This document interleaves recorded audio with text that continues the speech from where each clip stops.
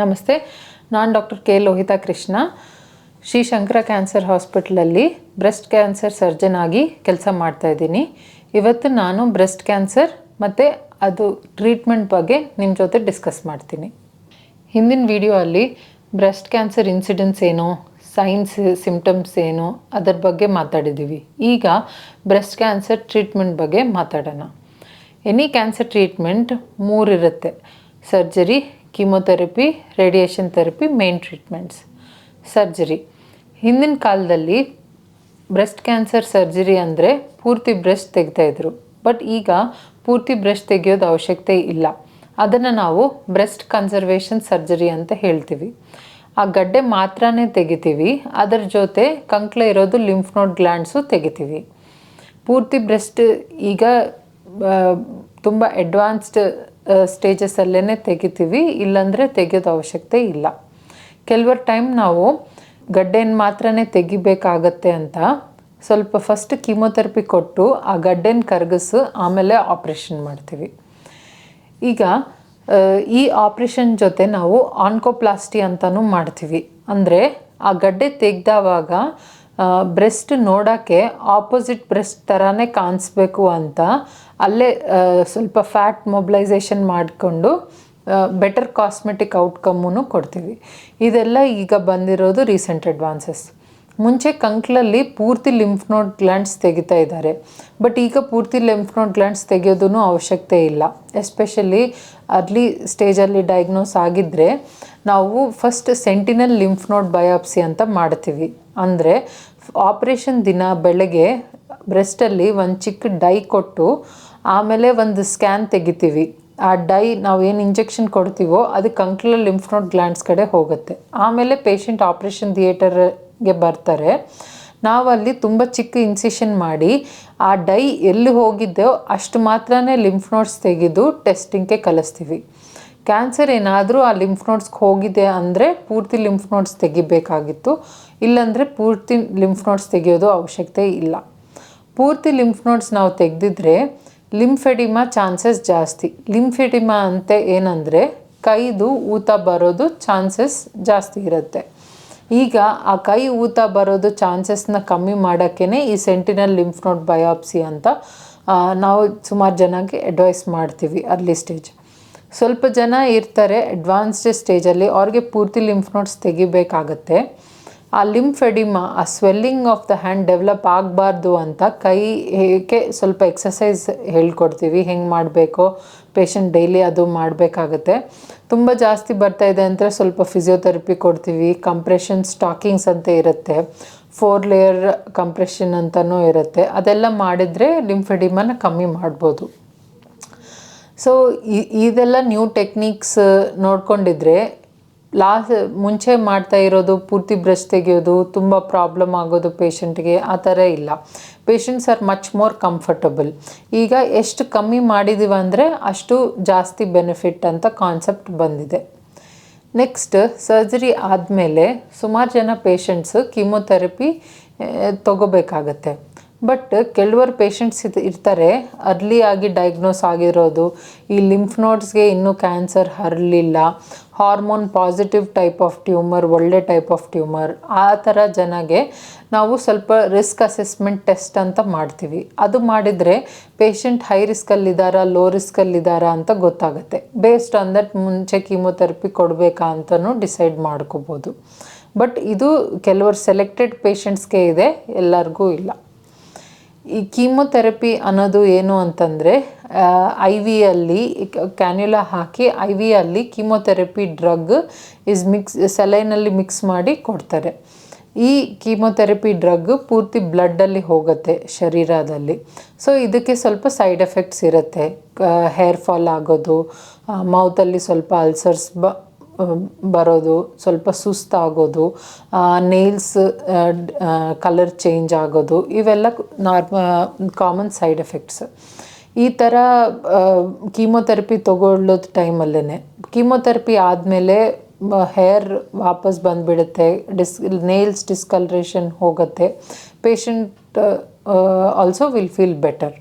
ಟ್ರೀಟ್ಮೆಂಟಲ್ಲಿ next part radiation therapy ಅಂತ ಇರುತ್ತೆ. So radiation therapy also ಪೂರ್ತಿ ಬ್ರೆಸ್ಟ್ ತೆಗೆದಿಲ್ಲ, ಬರೀ ಗಡ್ಡೆ ಮಾತ್ರನೇ ತೆಗೆದಿದ್ದೀವಿ, ಬ್ರೆಸ್ಟ್ ಕನ್ಸರ್ವೇಷನ್ ಸರ್ಜರಿ ಮಾಡಿದ್ದೀವಿ ಅಂಥದ್ದವ್ರಿಗೆ ರೇಡಿಯೇಷನ್ ಥೆರಪಿ ಮ್ಯಾಂಡೇಟ್ರಿ ಕೊಡಬೇಕು. ರೇಡಿಯೇಷನ್ ಥೆರಪಿ ನಾವು ಕೊಟ್ಟಿದ್ರೆ ಆ ಜಾಗನಲ್ಲಿ ಮತ್ತೆ ಕ್ಯಾನ್ಸರ್ ವಾಪಸ್ ಬರೋದು ಚಾನ್ಸಸ್ ತುಂಬ ಕಮ್ಮಿ ಆಗುತ್ತೆ. ಸೊ ಅದಕ್ಕೆ ರೇಡಿಯೇಷನ್ ಥೆರಪಿ ಅಂತ ಕೊಡಬೇಕಾಗತ್ತೆ. ಈಗ ಸರ್ಜರಿ ಮಾಡಿದ ಮಹಿಳೆಗೆ ಈಗ ಯಾರಾದರೂ ಮಹಿಳಾ ಪೂರ್ತಿ ಬ್ರೆಸ್ಟ್ ತೆಗೆಯೋ ಥರ ಆಪ್ರೇಷನ್ ಬೇಕಾಗಿದೆ ಅಂತಂದರೆ ಅವ್ರಿಗೆ ಬ್ರೆಸ್ಟ್ ರೀಕನ್ಸ್ಟ್ರಕ್ಷನ್ ಅನ್ನೋ ಆಪ್ಷನೂ ಕೊಡ್ಬೋದು. ಬ್ರೆಸ್ಟ್ ರೀಕನ್ಸ್ಟ್ರಕ್ಷನ್ ಅಂತೆ ಏನು ಅಂತಂದರೆ ನಮ್ಮ ಬಾಡಿಯಲ್ಲೇ ಬ್ಯಾಕಿಂದ ಚರ್ಮ ತೆಗೆಸ್ಕೊಂಡು ಅದರ ಜೊತೆ ಫ್ಯಾಟ್ ತೆಗೆದು ಮೇಲಕ್ಕೆ ತಂದು ಬ್ರೆಸ್ಟ್ ಥರ ಕಾಣಿಸುವಾಗ ಥರ ಮಾಡ್ತೀವಿ. ಇಲ್ಲಾಂದರೆ ಹೊಟ್ಟೆಯಿಂದ ಫ್ಯಾಟ್ ತೆಗೆದು ಅಲ್ಲಿ ಇಟ್ಟಿದ್ರೆ ಬ್ರೆಸ್ಟ್ ಥರ ಇರುತ್ತೆ. ಇದಕ್ಕೆ ಈವನ್ ಇಂಪ್ಲಾಂಟ್ ಜೊತೆನೂ ಹಾಕ್ಬೋದು. ಇಂಪ್ಲಾಂಟ್ ಅಂತೆ ಸಿಲಿಕಾನ್ ಇಂಪ್ಲಾಂಟ್ ಅಂತ ಬರುತ್ತೆ, ಇಂಪ್ಲಾಂಟ್ ಬೇಸ್ಡ್ ರೀಕನ್ಸ್ಟ್ರಕ್ಷನ್ ಅಂತ ಹೇಳ್ತೀವಿ, ಅದನ್ನು ಹಾಕೋಬೋದು. ಸೊ ಆಪೋಸಿಟ್ ಬ್ರೆಸ್ಟ್ ಸೈಜ್ ನೋಡಿಕೊಂಡು ಇದು ರೀಕನ್ಸ್ಟ್ರಕ್ಷನ್ ಆಪ್ಷನ್ಸ್ ಬಗ್ಗೆ ನಾವು ಡಿಸ್ಕಸ್ ಮಾಡ್ಬೋದು. ಬ್ಯಾಕಿಂದ ತೆಗೆದು ಹಾಕೋದಾ, ಇಲ್ಲ ಹೊಟ್ಟೆಯಿಂದ ತೆಗೆದು ಹಾಕೋದಾ, ಇಲ್ಲ ಇಂಪ್ಲಾಂಟ್ ಯೂಸ್ ಮಾಡಿ ಮತ್ತೆ ರೀಕನ್ಸ್ಟ್ರಕ್ಷನ್ ಮಾಡ್ಬೋದಾ ಅಂತ based on this it is assessed. ಕೆಲವರು ಜನ ರೀಕನ್ಸ್ಟ್ರಕ್ಷನ್ ಬೇಡ ಅಂತ ಹೇಳಿದ್ದಾರೆ ಅಂತಂದರೆ ಅವ್ರಿಗೆ ಎಕ್ಸ್ಟರ್ನಲ್ ಬ್ರೆಸ್ಟ್ ಪ್ರಾಸ್ಥೆಸಿಸ್ ಅಂತ ಕೊಡ್ತೀವಿ. ಅಂದರೆ ಒಂದು ಸ್ಪೆಷಲ್ ಆಗಿ ಬ್ರಾ ಬರುತ್ತೆ ವಿತ್ ಅ ಪಾಕೆಟ್, ಅದರಲ್ಲಿ ಬ್ರೆಸ್ಟ್ ಥರ ಆಗೋ ಥರನೇ ಪ್ರಾಸ್ಥೆಸಿಸ್ ಸಿಗುತ್ತೆ. ಅದನ್ನು ಹಾಕ್ಕೊಂಡು ಅದು ಚರ್ಮಗೆ ಔಟ್ಸೈಡ್ ಇರುತ್ತೆ. So that cosmetically patient feels better. And ಇದು ಮೋಸ್ಟ್ ಕಾಮನ್ಲಿ ಯೂಸ್ ಮಾಡೋ ಥರ. ಕೆಲವು ಟೈಮ್ ನಾವು ಬ್ರೆಸ್ಟ್ ಪೂರ್ತಿ ತೆಗೆದಿಲ್ಲ, ಅರ್ಧನೇ ತೆಗೆದಿದ್ದೀವಿ, ಬಟ್ ಆಪೋಸಿಟ್ ಸೈಡ್ ಮ್ಯಾಚ್ ಮಾಡಬೇಕು ಅಂತಲೂ ನಾವು ಬ್ಯಾಕಿಂದ ಚರ್ಮ ಆ್ಯಂಡ್ ಫ್ಯಾಟ್ ತೆಗೆದು ಮುಂಚೆ ರೀಕನ್ಸ್ಟ್ರಕ್ಷನ್ ಥರ ಮಾಡ್ಕೋಬೋದು. ಸೊ ಸರ್ಜರಿ ಬಗ್ಗೆ these are the treatment options available. Next ಬಂದು during the time of chemotherapy ಪೇಷಂಟ್ಗೆ ತುಂಬ ಸಪೋರ್ಟ್ ಬೇಕಾಗುತ್ತೆ from the family and other members. So ನಾವು ನಮ್ಮ ಹಾಸ್ಪಿಟಲಲ್ಲಿ ಸಪೋರ್ಟ್ ಗ್ರೂಪ್ ಮೀಟಿಂಗ್ಸ್ ಅಂತಲೂ ನಡೀತಾ ಇರುತ್ತೆ. ಸೊ ಅಲ್ಲಿ ಎಲ್ಲ ಪೇಷಂಟ್ಸ್ ಸೇರಿಕೊಂಡು ಅವ್ರಿಗೆ ಏನು ಕಷ್ಟ ಆಗ್ತಾಯಿದೆ ಏನು ಅಂತ ಅದ್ರ ಬಗ್ಗೆ ಡಿಸ್ಕಸ್ ಮಾಡಿ ಅವ್ರ ಮಧ್ಯದಲ್ಲಿ ಅವರೇ ಒಂದು ಸೊಲ್ಯೂಷನ್ ಆಗಿ ಒಬ್ರಿಗೊಬ್ಬರು ಧೈರ್ಯ ಕೊಟ್ಕೊಂಡು ಮುಂಚೆ ಟ್ರೀಟ್ಮೆಂಟಲ್ಲಿ ಹೋಗ್ತಾರೆ. ಸೊ ಇದೂ ಸುಮಾರು ಜನಗೆ ಮೆಂಟಲಿ ತುಂಬ ಹೆಲ್ಪ್ ಆ್ಯಂಡ್ ಸಪೋರ್ಟ್ ಕೊಡುತ್ತೆ. ನೆಕ್ಸ್ಟ್ ಥಿಂಗ್ ಯೋಗ ಥೆರಪಿ ಅಂತ. ಸೊ ಸೇಮ್ ನಮ್ಮ ಹಾಸ್ಪಿಟ್ಲಲ್ಲಿ ಎವ್ರಿ ವೀಕ್ ನಾವು ಯೋಗ ಥೆರಪಿ ಸೆಷನ್ಸ್ ಅಂತ ಕಂಡಕ್ಟ್ ಮಾಡ್ತೀವಿ ಫಾರ್ ಆಲ್ ದೀಸ್ ಪೇಷಂಟ್ಸ್. ತುಂಬ ಬೆನಿಫಿಟ್ ಆಗಿದವ್ರು ಇದ್ದಾರೆ ಇದ್ರ ಬಗ್ಗೆ. ಎಸ್ಪೆಷಲಿ ಬ್ರೀದಿಂಗ್ ಎಕ್ಸಸೈಸಸ್ ಅನ್ನೋದು ಪೇಷಂಟ್ ಮೈಂಡನ್ನು ತುಂಬ ಕಾಮ್ ಮಾಡುತ್ತೆ ಆ್ಯಂಡ್ ಸೈಡ್ ಎಫೆಕ್ಟ್ಸ್ನ ಈಸಿಯಾಗಿ ಟ್ಯಾಕಲ್ ಮಾಡೋಕ್ಕೆ ಹೆಲ್ಪ್ ಆಗುತ್ತೆ. ಇದರ ಜೊತೆಗೆ ಆಯುರ್ವೇದ ಅಂತಲೂ ಇದೆ ಇನ್ನೊಂದು ಕಾಂಪೊನೆಂಟ್. ಕೆಲವರು ಕೀಮೊಥೆರಪಿ ಕೊಟ್ಟಿದ್ದಾದಮೇಲೆ ತುಂಬ ಟಯರ್ಡ್ನೆಸ್ ಆಗಿದೆ, ಕಾಲು ಮತ್ತು ಕೈಯಲ್ಲಿ ಜೋಮ್ ಥರ ಅನಿಸ್ತಾ ಇದೆ ಅನ್ನೋದು ಕಾಮನ್ ಸಿಂಪ್ಟಮ್ ಇರುತ್ತೆ. ಇದನ್ನು ಅವರು ಟ್ಯಾಕಲ್ ಮಾಡ್ತಾರೆ. ಸೊ ಈ ಥರ ಟ್ರೀಟ್ಮೆಂಟ್ ಬರೀ ಇಷ್ಟೇ ಎಂಡ್ ಆಗಲ್ಲ, ತುಂಬ ಸಪೋರ್ಟು ಇರುತ್ತೆ. ಆಲ್ ದೀಸ್ ಅವೈಲಬಲ್ ಇದೆ ಹಾಸ್ಪಿಟಲಲ್ಲಿ, ಪೇಷಂಟ್ಸ್ ಯೂಸ್ ಮಾಡ್ಕೋಬೋದು ಇದೆಲ್ಲ. ಆ್ಯಂಡ್ ಏನು ಬೆನಿಫಿಟ್ ಆಗುತ್ತೋ ಅದು ಇಟ್ ಈಸ್ ಡೆಫಿನೆಟ್ಲಿ ಹೆಲ್ಪ್ಫುಲ್ ಅಂತ ಅನ್ನಿ. ಸೊ ಇದರ ಜೊತೆಗೆ ನಾವು ನಮ್ಮ ಕಡೆಯಿಂದ ಏನು ಮಾಡಬೇಕಾಗತ್ತಂತಂದರೆ ಸೆಲ್ಫ್ ಬ್ರೆಸ್ಟ್ ಎಕ್ಸಾಮಿನೇಷನ್. ಮತ್ತೆ ಹೇಳ್ತೀವಿ, self breast examination is very important. ತಿಂಗಳ ಪ್ರತಿ ಮಹಿಳಾ ಸೆಲ್ಫ್ ಬ್ರೆಸ್ಟ್ ಎಕ್ಸಾಮಿನೇಷನ್ ಮಾಡಿಕೊಳ್ಳೇಬೇಕು. 20 years to 30 years ಮಹಿಳಾ every month self breast examination ಮಾಡಿ ಅವರು ಬ್ರೆಸ್ಟ್ ನೋಡ್ಕೋಬೇಕು. ನಾರ್ಮಲ್ ಏನು ಅಂತ ಗೊತ್ತಾಗಿದ್ರೇ, ಏನಾದರೂ ಗಡ್ಡೆ ಯಾವಾಗನೂ ಕಾಣಿಸ್ಕೊಂಡಿದ್ರಂದರೆ ಮುಂಚೆ ತಿಂಗಳೇ ಇದಿರಲಿಲ್ಲ, ಈ ತಿಂಗಳಲ್ಲಿ ಇದು ಬಂದಿದೆ, ಈಗ ಜಾಸ್ತಿ ಆಗಿದೆ ಅಂತ ಇಮಿಡಿಯೇಟಾಗಿ ಗೊತ್ತಾಗಿ ಹಾಸ್ಪಿಟಲ್ ಚೆಕಪ್ಗೆ ಹೋಗ್ತಾರೆ. 30 ಇಯರ್ಸ್ ಆ ಟೈಮಲ್ಲಿ ಬ್ರೆಸ್ಟ್ ಎಕ್ಸಾಮಿನೇಷನ್ ಜೊತೆಗೆ ಅಲ್ಟ್ರಾಸೌಂಡ್ ಎಕ್ಸಾಮಿನೇಷನ್ ಸಜೆಸ್ಟ್ ಮಾಡ್ಬೋದು ಡಾಕ್ಟರ್ಸ್, ಏನಾದರೂ ಗಡ್ಡೆ ಆ ಥರ ಇದೆ ಅಂತಂದರೆ. 40 ಇಯರ್ಸ್ ಆದಮೇಲೆ ಅಂತೂ ಮ್ಯಾಮೋಗ್ರಾಮ್ ಖಂಡಿತ ಮಾಡ್ಕೋಬೇಕು ಪ್ರತಿ ವರ್ಷ. That is a very much must. Especially ಇಂಡಿಯಾದಲ್ಲಿ ನಾವು ನೋಡ್ತೀವಿ ಸುಮಾರು ಜನ 40 ಇಯರ್ಸ್ಗಂತ ಕಮ್ಮಿ ಆಗಿದವ್ರಿಗೂ ಬ್ರೆಸ್ಟ್ ಕ್ಯಾನ್ಸರ್ ತುಂಬ ಕಾಮನ್ ಆಗಿ ಬರ್ತಾ ಇದೆ. ಲಾಸ್ಟ್ ಟೈಮ್ ಹೇಳಿದಾಗ ಇದು ಹಾರ್ಮೋನ್ ಪಾಸಿಟಿವ್, ಹಾರ್ಮೋನ್ ನೆಗೆಟಿವ್ ಅಂತ ಇರುತ್ತೆ. ಬಿಲೋ 40 ಇಯರ್ಸ್ ಬರೋದು ಟ್ಯೂಮರ್ಸ್ ಸ್ವಲ್ಪ ಎಗ್ರೆಸಿವ್ ಆಗಿರ್ತವೆ. ಅದಕ್ಕೆ ಅದ್ರ ಬಗ್ಗೆ ಇನ್ನೂ ಗಮನ ಕೊಡ್ಕೋಬೇಕು, ಎಸ್ಪೆಷಲಿ ಯಂಗರ್ ಜನ್ರೇಷನ್. ಈ ಔಟ್ರೀಚ್ ಕಾರಣವೂ ಅದೇ.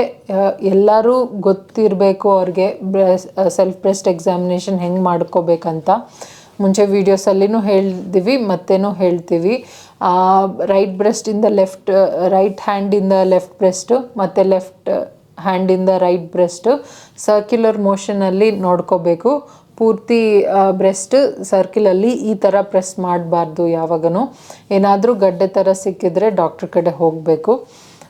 ಎಷ್ಟಾಗುತ್ತೋ ಅಷ್ಟು ಆಲ್ಕೋಹಾಲು, ಸ್ಮೋಕಿಂಗ್ ಅವಾಯ್ಡ್ ಮಾಡಬೇಕು.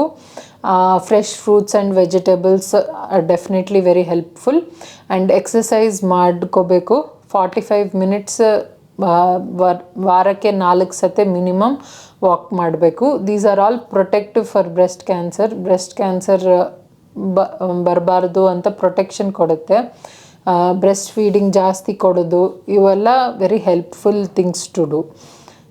ಸೊ ಎಲ್ಲರಿಗೂ ಹೇಳ್ತೀವಿ ಇದೆಲ್ಲ ಸ್ವಲ್ಪ ಫಾಲೋ ಮಾಡಬೇಕು ಅಂತ. ಟ್ರೀಟ್ಮೆಂಟ್ ಅನ್ನೋದು ಕರೆಕ್ಟಾಗಿ ತೊಗೊಂಡಿದ್ರೆ ಬ್ರೆಸ್ಟ್ ಕ್ಯಾನ್ಸರ್ ವಾಪಸ್ ಬರೋದು ಚಾನ್ಸಸ್ಸೂ ಕಮ್ಮಿ ಆಗುತ್ತೆ.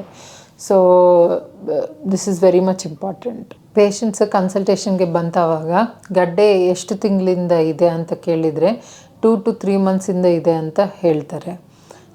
ಸೊ ಸುಮಾರು ಜನಕ್ಕೆ ಬಂದು ಡಾಕ್ಟ್ರಿಗೆ ತೋರಿಸೋದು, ಏನಾದರೂ ಟೆಸ್ಟ್ ಮಾಡಿಸ್ಕೋಬೇಕು ಅನ್ನೋದು ನಾಚಿಕೆ ಇರುತ್ತೆ. ಬಟ್ ಆ ಥರ ಮಹಿಳೆಗಳು ನಾಚಿಕೆ ಇಟ್ಕೋಬಾರ್ದು. ಏನಾದರೂ ಇದೆ ಆ ಥರ ಗಡ್ಡೆ ಅಂದರೆ ಫಸ್ಟ್ ಫ್ಯಾಮಿಲಿ ಮೆಂಬರ್ಸ್ಗೆ ಹೇಳಬೇಕು. ಅವರು ಅರೇಂಜ್ಮೆಂಟ್ಸ್ ಮಾಡ್ತಾರೆ ಡಾಕ್ಟ್ರ್ ಕನ್ಸಲ್ಟೇಷನ್ಗೆ. ನಮ್ಮ ಇಂಡಿಯನ್ ಹೆಲ್ತ್ ಕೇರಲ್ಲಿ ಡಾಕ್ಟರ್ಸ್ ಅವೈಲಬಲ್ ಇರ್ತಾರೆ. ಬಂದು ಅಪಾಯಿಂಟ್ಮೆಂಟು ಅದೆಲ್ಲ ಬೇಗನೆ ಸಿಗುತ್ತೆ compare to western world. So ಅದನ್ನು ನಾವು ಯುಟಿಲೈಸ್ ಮಾಡ್ಕೋಬೇಕು. ಎಷ್ಟು ಬೇಗ ಡಯಾಗ್ನೋಸ್ ಆಗಿದ್ದರೆ ಅಷ್ಟು ಒಳ್ಳೆಯದು ಆಗುತ್ತೆ. ಆ್ಯಂಡ್ ಸರ್ವೈವಲ್ ರೇಟ್ಸ್ ಕೂಡ ಈಗ ಅರ್ಲಿ ಡಯಾಗ್ನೋಸ್ ಆಗಿದೆ ಅಂತಂದರೆ ತುಂಬ ಒಳ್ಳೆ ಸರ್ವೈವಲ್ ರೇಟ್ಸ್ ಇರುತ್ತೆ. ಅದ್ರ ಬಗ್ಗೆ ಯೋಚನೆನೇ ಇರಲ್ಲ, ಆ ಥರ ಇರುತ್ತೆ. ಆ್ಯಂಡ್ ಲಾಸ್ಟ್ ಟೈಮು ಹೇಳಿದ್ವಿ, ಈಗನೂ ಸೈನ್ಸ್ ಆ್ಯಂಡ್ ಸಿಮ್ಟಮ್ಸ್ ಹೆಂಗಿರುತ್ತೆ, ಹೆಂಗೆ ಗೊತ್ತಾಗುತ್ತೆ ಅಂತಂದರೆ ಸುಮಾರಿಗೆ ಗಡ್ಡೆ ಥರ ಸಿಗುತ್ತೆ ಬ್ರೆಸ್ಟಲ್ಲಿ. ಇನ್ನೊಂದು ಏನಂತಂದರೆ ಸ್ಕಿನ್ ಮೇಲೆ ಚೇಂಜಸ್ ಆಗುತ್ತೆ. ಸ್ಕಿನ್ ಮೇಲೆ ರೆಡ್ನೆಸ್ ಆಗೋದು, ಏನಾದರೂ ಗಾಯ ಥರ ಆಗೋದು ಅದು ನೋಡ್ತಾರೆ. ನಿಪ್ಪಲಿಂದ ವಾಟರಿ ಇಲ್ಲಾಂದರೆ ಬ್ಲಡಿ ಡಿಸ್ಚಾರ್ಜ್ ಬರುತ್ತೆ. ನಿಪ್ಪಲ್ ಇನ್ಸೈಡ್ ಹೋಗುತ್ತೆ, ಅದನ್ನು ನಾವು ನಿಪ್ಪಲ್ ರಿಟ್ರಾಕ್ಷನ್ ಅಂತ ಹೇಳ್ತೀವಿ. ಇವೆಲ್ಲ most common science and symptoms. ಈ ಥರ ಏನಾದರೂ ನೋಡ್ಕೊಂಡಿದ್ರೆ ಅಂದರೆ ಡಾಕ್ಟ್ರ್ ಕಡೆ ಬಂದು ಎಕ್ಸಾಮಿನೇಷನ್ ಮಾಡ್ಕೋಬೇಕಾಗತ್ತೆ. ಆ್ಯಂಡ್ ಟೆಸ್ಟ್ನೂ ಮಾಡ್ಕೋಬೇಕು. ಕೆಲವರ ಟೈಮ್ ಅರ್ಲಿ ಆಗಿ ಡಯಾಗ್ನೋಸ್ ಆಗಿರ್ತಾರೆ. ಅಂದರೆ ಪೇಷಂಟ್ ಮ್ಯಾಮೋಗ್ರಾಮ್ ಮಾಡಿಸ್ಕೋಬೇಕು ಅಂತ ಮ್ಯಾಮೋಗ್ರಾಮ್ ಮಾಡಿಸ್ಕೊಂಡಿದ್ದಾದಮೇಲೆ ಮ್ಯಾಮೋಗ್ರಾಮಲ್ಲಿ ತುಂಬ ಚಿಕ್ಕದಾಗಿ ಗಡ್ಡೆ ಕಾಣಿಸುತ್ತೆ. ಅದು ಲೆಸ್ ದೆನ್ 1 ಸೆಂಟಿಮೀಟರೂ ಇರ್ಬೋದು. ಕೈಗೆ ಆ ಗಡ್ಡೆ ಸಿಗಲ್ಲ. ಆ ಸ್ಟೇಜಲ್ಲಿ ಡಯಾಗ್ನೋಸ್ ಆಗುತ್ತೆ. ಆ ಸ್ಟೇಜಲ್ಲಿ ಡಯಾಗ್ನೋಸ್ ಆಗಿದ್ದಾವಾಗ ನಾವು ಅಲ್ಟ್ರಾಸೌಂಡ್ ಯೂಸ್ ಮಾಡಿಕೊಂಡು ಅದರದ್ದು ಚಿಕ್ಕ ಬಯಾಪ್ಸಿ ತೊಗೊಂಡು ಅದು ಯಾವ ಥರ ಗಡ್ಡೆ ಅಂತ ನೋಡ್ತೀವಿ. ಅದೇನಾದರೂ ಕ್ಯಾನ್ಸರಸ್ ಗಡ್ಡೆ ಇದೆ ಅಂತಂದರೆ on the day of operation ಆ ಗಡ್ಡೆಗೆ ಒಂದು ವಯರ್ ಅಂತ ಹಾಕ್ತೀವಿ. ಅಲ್ಟ್ರಾಸೌಂಡ್ ಗೈಡೆಡ್ ಆರ್ ಸ್ಟಿರೋಟ್ಯಾಕ್ಟಿಕ್ ಒಂದು ವಯರ್ ಹಾಕಿ ಬರೀ ಅದು ಮಾತ್ರ ಎಷ್ಟಿದೆನೋ ಅದು ಸುತ್ತ ಹೋಗಿ ಆ ಗಡ್ಡೆ ತೆಗಿತೀವಿ. ತೆಗೆದಿದ್ದು ಗಡ್ಡೆ ಮತ್ತೆ ಎಕ್ಸ್ರೇ ಮಾಡಿ ಚೆಕ್ ಮಾಡ್ಕೋತೀವಿ ಆ ವಯರ್ ಜೊತೆಗೆ ಆ ಗಡ್ಡೆ ಪೂರ್ತಿ ಬಂದಿದೆ ಅಂತ. ಸೊ ಈ ಥರನೂ ನಾವು ಟ್ರೀಟ್ಮೆಂಟ್ ಮಾಡ್ಕೋಬೋದು. ಎಸ್ಪೆಷಲಿ ಅರ್ಲಿಯಾಗಿ ಡಯಾಗ್ನೋಸ್ ಆಗಿದೆ, ಕೈಗೂ ಸಿಗಲ್ಲ ಅಂತಂದರೆ ವಯರ್ ಗೈಡೆಡ್ ಲಂಪೆಕ್ಟಮಿ ಅಂತ ಹೇಳ್ತೀವಿ. ಅಂದರೆ ವಯರ್ ಹಾಕಿ ಆ ಗಡ್ಡೆ ಸರ್ಜನ್ ನಮಗೆ ಗೈಡ್ ಮಾಡುತ್ತೆ ಗಡ್ಡೆ ಎಲ್ಲಿದೆನೋ ಅಂತ. ಆ ವಯರ್ ಇಟ್ಕೊಂಡು ನಾವು ಅಲ್ಲಿ ಸುತ್ತ ತೆಗೆದು ಆಪ್ರೇಷನ್ ಮಾಡ್ತೀವಿ. ಇಷ್ಟೊಂದು ಲೇಟೆಸ್ಟ್ ಅಡ್ವಾನ್ಸಸ್ ಬಂದಿದೆ ಟ್ರೀಟ್ಮೆಂಟ್ ಕೊಡೋಕ್ಕೆ. ಈ ಥರ ಟ್ರೀಟ್ಮೆಂಟ್ ಎಲ್ಲ ತೊಗೊಂಡಿದ್ದವರು they do very well in particular. I hope ಈ ಅವೇರ್ನೆಸ್ ವಿಡಿಯೋ ನಿಮಗೆ ಹೆಲ್ಪ್ಫುಲ್ ಆಗಿದೆ in understanding breast cancer treatment ಹೆಂಗಿರುತ್ತೆ ಆ್ಯಂಡ್ ಸೈನ್ಸ್ ಆ್ಯಂಡ್ ಸಿಮ್ಟಮ್ಸ್ ಹೆಂಗಿರುತ್ತೆ ಅಂತ. ಸೊ ಇನ್ನು ಏನಾದರೂ ಡೌಟ್ಸ್ ಇದೆ ಅಂತಂದರೆ ಸ್ಕ್ರೀನ್ ಮೇಲೆ ನಂಬರ್ ಇರುತ್ತೆ, you can contact any time. Consultation ಯಾವಾಗೂ ಮಾಡ್ಕೋಬೋದು, ಬಂದು ಎಕ್ಸಾಮಿನೇಷನ್ ಮಾಡಿಕೊಂಡು and one mammogram also is necessary. So I hope this is helpful to you. Okay, thank you so much.